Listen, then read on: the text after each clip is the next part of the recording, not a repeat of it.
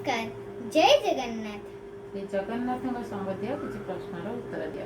सर्वप्रथम श्री जगन्नाथ मंदिर किए निर्माण करथिले? महाराजा इंद्रद्युम्न। इंद्रद्युम्न केउं देशर राजा थिले? अवंतीर महाराजा। एबेर बड़ देउळर निर्माण कार्य किए आरंभ एवं समाप्त करथिले?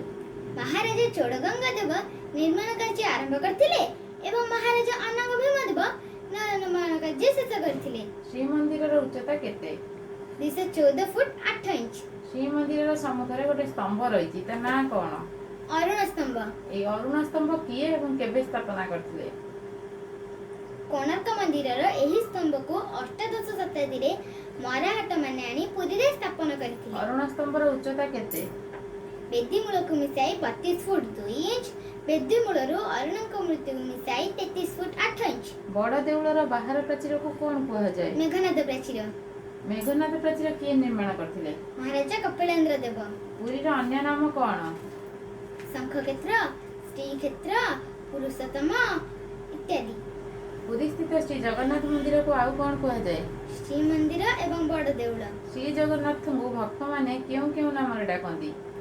कालिया, कालिया ठाकुर, महाबाहु, महाप्रभु, पुरुषोत्तम इत्यादि। श्री क्षेत्रर क्षेत्रेश्वरी वा पीठेश्वरी किए? ना विमला। चतुर्धा मूर्ति कहिले केउ मान को बुझाए? श्री जगन्नाथ, श्री बलभद्र, मां सुभद्रा एवं श्री सुदर्शन। महाराज इंद्रद्युम्न पुरुषोत्तम क्षेत्र में प्रवेश करी प्रथमे केउ देवता को दर्शन करथिले? नृसिंह। एई नृसिंह मूर्ति केउठी अछंती? मुक्ति मंडपर पश्चिम पटको। मुक्ति मंडप कोन ओ केउठी अछि?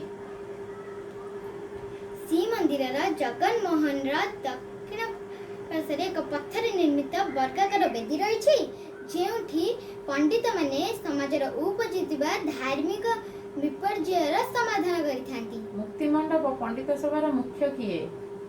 पुरी गोवर्धन पीठर जगतगुरु शंकराचार्य।